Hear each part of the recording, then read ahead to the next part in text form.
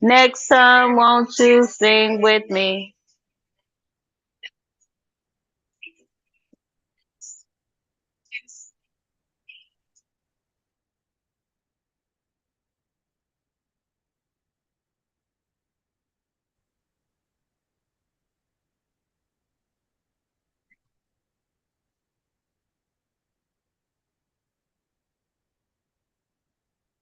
Got a pedal for it? Okay. Right.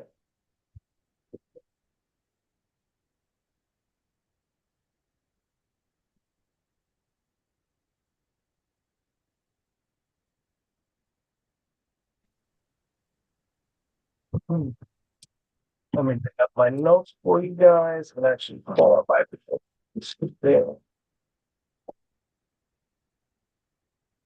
I lost my there. All right, y'all. 2024. Happy New Year. Hope you all had a great couple weeks of relaxation. Hope you guys took some time off a little bit to be with family. I know we're still a little bit busy towards the end of the year, which is a good thing. But just making sure that you're being intentional with your time, especially since we really don't get breaks in this industry. Usually the best time is during the holidays. So hope you guys enjoyed it. Happy holidays, Merry Christmas. I know we haven't spoken pretty much about a month. Um, Happy New Year, and hopefully 2024 is much better to us than 2023 was, and kind of looks like it. So today we're going to be talking about the end of the how 2023 kind of ended here, and what to look for 2024. So the inventory ended higher in 2020 at the end of 2023 and finished with 513,000 single family homes on the market, which is almost 5% more than where we ended in 2022. So each week sellers are easing back into the market a little bit more than they did last year, which is a good sign. And also there's a little bit more inventory for the buyers that we have as well for them to kind of look at properties and things like that. New homes under contract grew as well. 258,000 single family homes under contract to end 2023, and that's 2.4% more than a year ago. If the economy slows this year and unemployment starts creeping back in, like a lot of people think it will, then one place we'll be able to track the impact on housing very quickly will be in these pending sales data. So we go over them anyway, and we'll continue to do so. But this is where we're going to kind of really see how unemployment is going to be affecting actual home sales and things like that. We know that in the past, recessions that typically come offer lower rates because obviously there's less people in the market and investors are purchasing in more long-term safe investments, which include mortgage-backed securities. That's typically why in recessions, the treasury does well and mortgage rates do well as well, because those are the quote unquote safest bets that you can make in the market when everything is kind of going to shit. Price reductions are in the normal range, starting the year with 34.8% of homes on the market having taken a price cut from the original list price. That's about 1.5%, 1.5% fewer than the previous week. Normal markets show 30 to 35% of homes take a price cut before they sell. So we're right in the higher range of that number, but it has been lowering consistently to end 2023. And remember, this is not really more so specific to South Florida, because I know where it's a little bit different down here, even though I have been seeing a lot of price cuts on deals that come in and negotiating and things like that. These are all national numbers. So nationally, if we're doing good, we know how our South Florida market is, probably has outperformed national numbers by double and triple, and depending on what you look at. So we know that if national is getting back to normal, that means that locally as well will follow suit, even though it already kind of been outpacing it for the most part. Median home price to end 2023 is 415,000 nationally. So we finished the year almost 3% over last year, which is not crazy, but it does show price stability again, which is nice. Okay. Because you don't, that the instability that we had last year, even with mortgage rates, is what really gets the market and gets people hesitant because they don't know where it's kind of going, right? For the most part. Remember that median home price is not home price appreciation. Median is middle. So it includes $1 million homes as well as homes in the 200,000 price range in some areas. So it's not significant to say or it's not a good thing to say that home prices increased 3% last year. I think we actually ended with those numbers will be out soon. But I think the last time we did it was for October for Case Shiller was at like 5% or 6% or something like that, if I'm not mistaken. So we can clearly see that home price appreciation has been increasing. This is more so the median home price. So don't get those two confused. Now, in terms of interest rates, so rates ticked down to end the year and ended around 6.75%. To start the year, we've been pretty stagnant since last week, but with a slight uptick. We saw that mortgage-backed securities kind of took a hit last week, but the market, these are investors, right? Some of them were still out of commission, not returning back into work until today. So now we're really going to start to see where the market kind of turns. I don't believe that we're going to see huge trends or huge cuts or like increases or decreases, but we'll talk about that very soon. But realistically, and we opened up this morning, I just checked before we started. We were up almost 40 basis points, which is really good. It means that rates kind of retracted to where they were last week.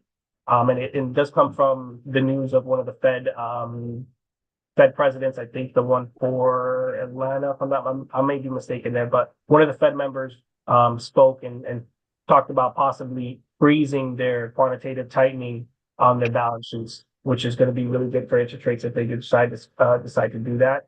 Even though I don't think they will. Looking into this year, the Mortgage Bankers Association thinks we're going to see an uptick of 20% for mortgage originations, meaning people getting loans. Okay, so last year I think we ended at 4,400,000, or that was the estimate, like in October. So we ended around a little, maybe like 4.5 million loan originations within 2023. This year we're looking to be at about 5.2 million, according to Mortgage Bankers Association, which is going to be a really, really good uptick, especially just across the board in general. And I think South Florida is going to be a huge part in that as well. I think we have been blessed to be in this market, thankfully. Right now, the slogan within the insiders, though, is survive till 25. So 2025 is everybody's kind of year where we're kind of get back into that trend. We'll never, guys, and when I say this, I don't mean trend, think 2020, 2021. I think just normal, stable markets like what we've seen in, 2016, 2017, 2018. Those type of markets where you have good loan originations, 7 million, 8 million a year consistently, and you're not at 4, basically, right? So, pretty much, it does look like it's all perfect.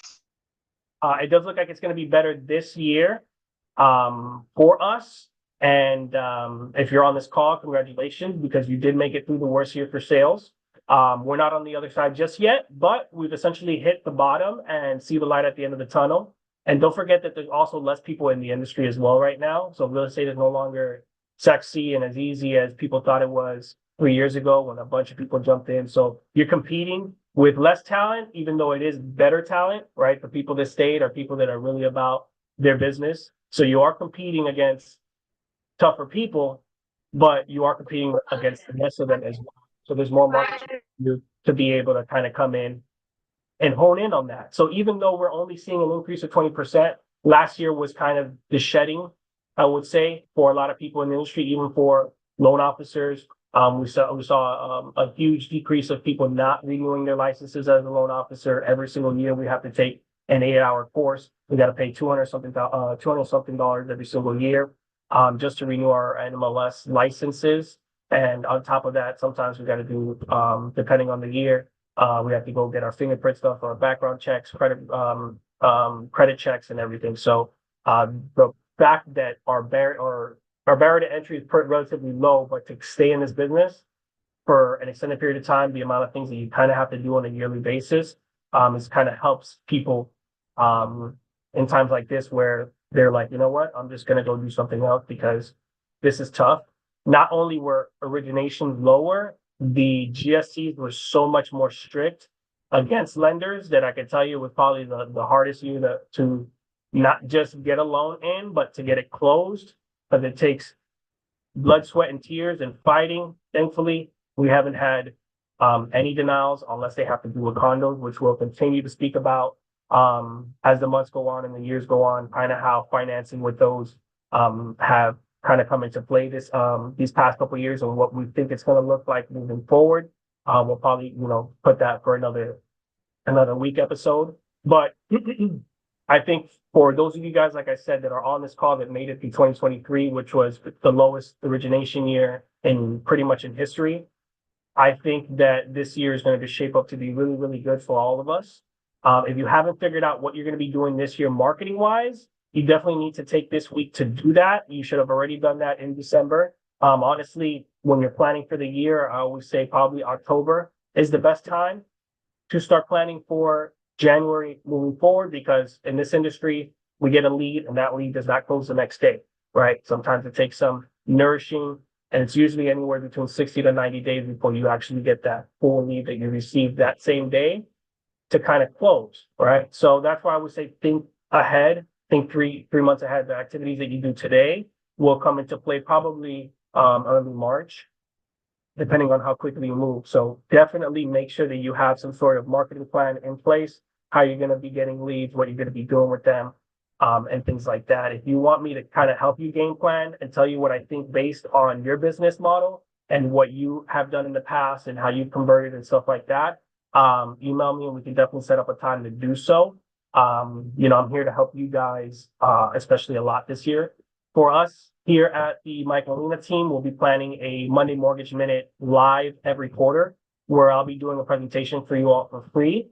That could be relative to the current market or teaching you something you may not have known in terms of mortgages or anything like that. So be on the lookout, because we're going to try to plan ahead of time to make sure that you guys can circle those days in your calendar, make it out on a Monday at 10 a.m.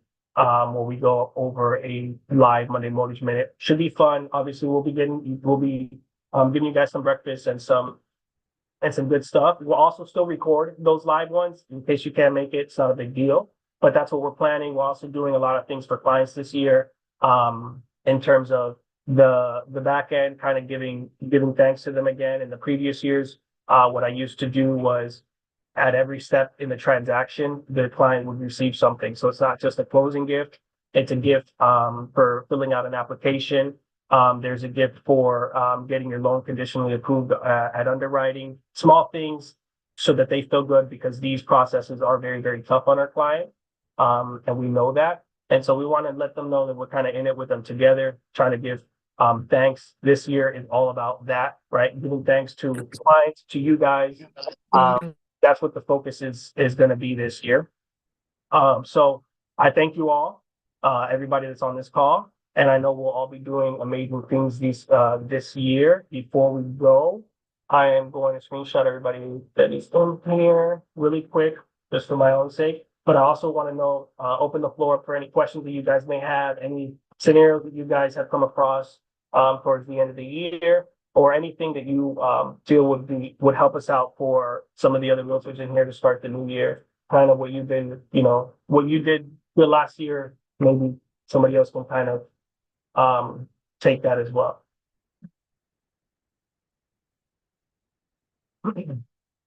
Any questions, anything like that? Getting some people coming in a little bit late. Let me see this up in the chat. Happy New Year. Okay. Well, next week we'll probably have a presentation for you all. We want to kind of be we probably want to be a little bit more, teaching you guys a little bit more things, as well as keeping you guys up to date on the market. But if there's nothing else, thank you guys. I know this is a quick one. Just wanted to give you a recap of what this year is going to look like. We'll really start off 2024. Like I said, I think we're going to be good in terms of interest rates. I think that they're going to be really stable to start Q1, unless we get any big news in terms of jobs, unemployment, or if the Fed decides to cut rates, which I doubt it in Q1. They're planning to do it at the end of Q2, from what the charts say. But I think for Q1, we're going to see rates kind of just stabilize a little bit, which is going to be really good for people. Any updates with Hometown Heroes or new programs? Good question, Destiana. Hometown Heroes ran out of funds right before Christmas, which is surprising because there was a lot of money in there up until like a week into December, and I think that as people started to see the funds getting reserved quickly, over time, they just literally just started reserving them all at once. So Hometown Heroes, what they're going to be doing is the same thing that they've done in the past, where any leftover funds are going to be trickled out every other Tuesday. That first Tuesday is tomorrow.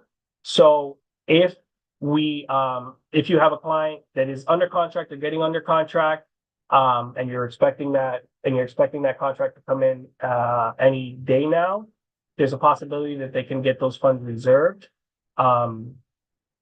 Starting pretty much actually today. Today's the fallout. Today's Monday. So there's fallout today, $3.2 million available for people. So if you have somebody that's going to be getting under contract and they're depending on those Hometown Heroes funds, make sure that you get them going ASAP so that we can reserve those. 3.2 million is a lot. I think it may last about a week or so. So just try to make sure that those listing agents give you guys those signed contracts ASAP from the sellers. Other programs that are available. Guys, we can get creative here. I mean, you can do people that are looking to, build their own properties and things like that. You can always do construction of perm. You can do a lot of renovation loans for people. Debt consolidation. I think there's been an uptick in refinances recently, even with rates higher. So for those of you guys don't know, there is this such thing called your blended rate. So a lot of people think they have a 3% mortgage, 3.5% mortgage. But when you factor in your car payment and what that APR looks like, when you factor in your credit cards and what those look like, your actual quote unquote blended rate is usually anywhere between 7 to 8% right now. And if rates are a little bit lower than that, then you doing a cash out refinance and consolidating your debt and taking out some money to buy new property makes sense. Because if all of your money tied together, you're paying $4,000 a month, and with the refinance, you're only going to pay $3,000 a month, you're saving $1,000, right? Ultimately, that you'll be able to use towards your new mortgage. You can rent out the current property that you have, take out some money, buy a new one, or even just take out the money and do it as an investment, not as departing residence, right? Different things that you can do. I think this year we're going to have a lot of people doing these conventional 5% down programs.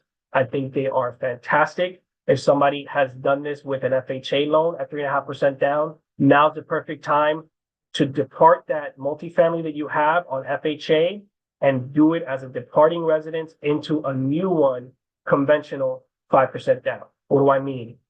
Since that person bought 3.5% down FHA on duplex, triplex, quadplex, and they live in one of the units and they show that they're still currently living in there, then what happens is now them buying another multifamily going conventional, there's no question from the underwriter about if they're actually going to live in the property. Hello, I'm already living in one now. Of course I can do this again, right? And there's no 100-mile difference that you need to have like you would with FHA. So you can buy the duplex right next door or the triplex right next door to where you're at and buy that one as a departing residence and just move literally across the street. But what you've done is with 8.5%, 3.5 and 5, with 8.5%, you've bought basically 6, 7 doors that you're going to be able to get income from. I think that this conventional down payment assistance program, if you really understand what this means for people that really want to continue to buy multifamilies over and over again, I think it's a game changer.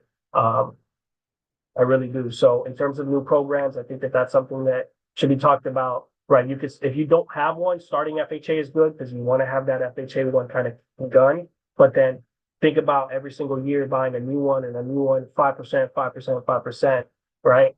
And that's pretty much easy for people to be able to save over time.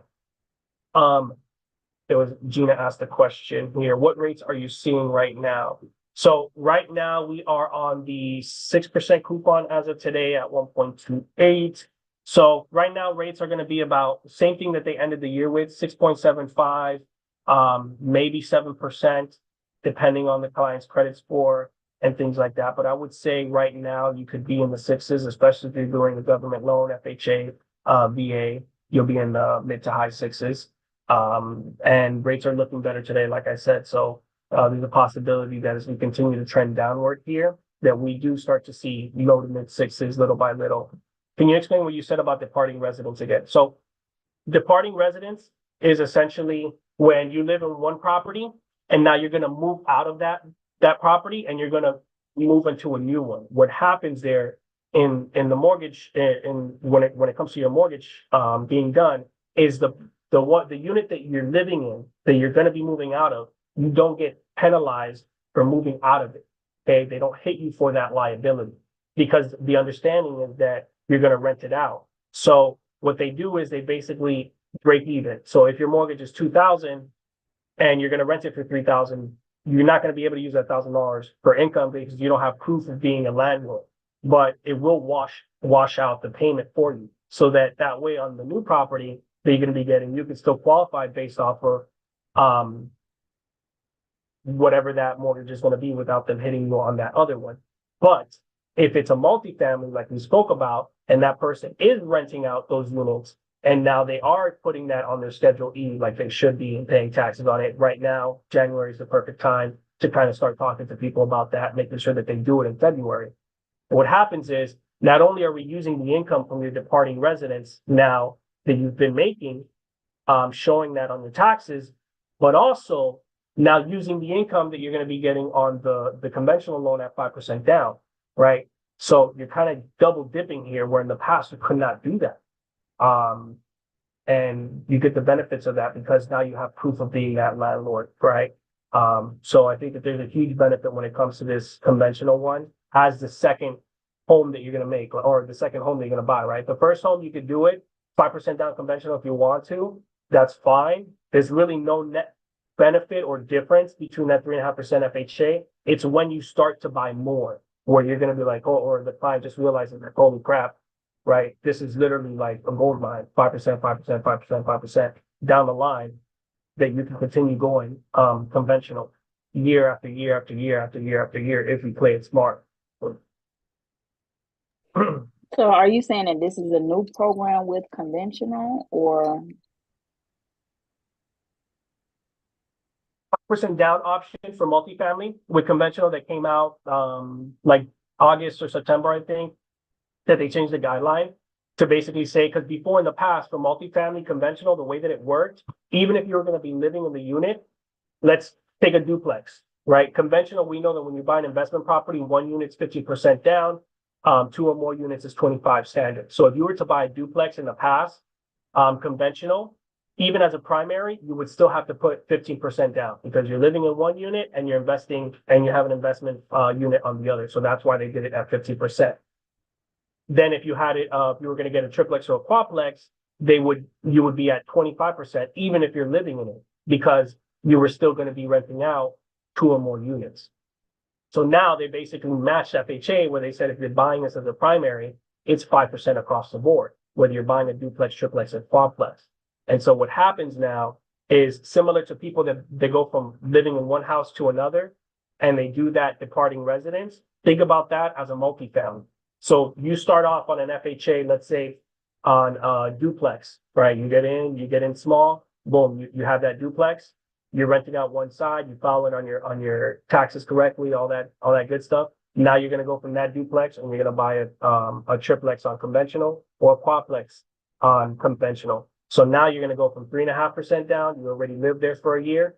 Now you're going to go be 5% down. So for 8.5%, you already have really 4 income producing properties that you would have had in the past with two different properties. Now, if you do a quadplex, it'll be 5 because you got the duplex plus the 4 minus the 1 unit that you're living in is 5, right? Income producing properties at 8.5% down, but you've never really seen that kind of happen. And so the net benefit that you get from really doing this multifamily conventional, especially as a second or third property, is going to be huge for a lot of people. Like I mentioned, you'll be able to use that the rental income that you've been receiving from your current unit when you can't do that on a typical departing residence. And then on top of that, be able to use the new income on that other property you're going to be buying and being able to kind of stack up like that over time. So I think that that's going to be a good program to push out. Down payment assistance programs are still valid. They're still here. Hometown Heroes has fallout money. They should be coming out. I think the next time they're really going to be coming out, I believe, is the one thing that I told you guys in the past is July. They renew every single July. Maybe they do something before then. I don't know. Florida Bond is still very prominent, which gives you $10,000. And that also helps for clients. Usually the estimated cash to close is about $15,000. We have tax season coming up as well. So what we'll do, for some of you guys is we'll kind of review taxes in one of these. We'll probably do that next week or the week after. So we'll review taxes as a sole proprietor, so that way you can help your clients, making sure that when they're speaking to the person that's doing their taxes, tax preparer, or something like that, there's ways you can file your taxes and also use that as income for a mortgage, meaning that you don't have to show $100,000 of income to be able to use it. There's depreciation, there's gas mileage or business mileage, and things like that. Same thing on your Schedule E. If you made, $40,000 of income renting out your property, you don't have to show off $40,000 of income to the IRS in order to use that for your mortgage. There's things that you can write off that you are able to add back on the mortgage side. So you get the net benefit of not paying those taxes to the IRS, but you also get the net benefit of still using that income to qualify. So we can definitely talk about that, especially when it comes to the Schedule E and the sole proprietor. Sole proprietor is not much. It's really just depreciation and gas mileage that you can add back, but at least you can kind of tell your clients, hey, if you're going to write off, make sure that you put some in these specific places. But yeah, any other questions? What's the minimum credit score with conventional 5%? So that's dependent on the application running GULP. They usually say 620 FICO is the minimum for conventional, but 620 don't run at 5%. They just 620 typically runs when that person's putting 30, 40% down, or they're doing a refinance and they have that equity. At 5% down conventional, you'll probably get it to run 720, 740, around there. Those higher credit scores is usually what's better for conventional. Right now, Freddie Mac is doing much better in terms of approvals than Fannie Mae is. So instead of it being GU, it's LP. It's just they're both conventional, slightly different guidelines, but I'm seeing a lot more approvals, especially for first-time home buyers under Freddie Mac than under DU or Fannie Mae.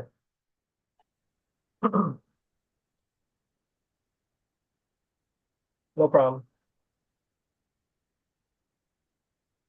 All righty, guys. Thank you all so much for coming. We will see you guys next Monday. We're back to it. Hope you guys have a good week. Ahead of you guys, anything that you need from me, like I mentioned, if you want me to help you kind of map out what you guys are going to be doing marketing-wise, you guys can email me. I'll take the time out to help you out. I don't have a problem. But if not, I'll see you guys next week. Mike, next Monday is Team Day. Are you still hosting? Yes. Yeah, I'll be in the office. Okay, perfect. Thank you, guys. Have a wonderful day.